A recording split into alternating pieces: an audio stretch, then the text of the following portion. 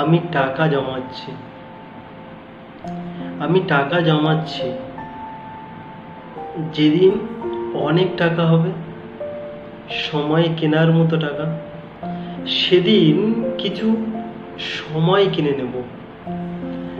যারা প্রতিদিন, প্রতি মাস, প্রতি বছর বলে যায় খুব ব্যস্ত, একদম সময় পায় না, কাজের চাপে মনে থাকে না, তাদেরকে কেনা সময় ধার দেব।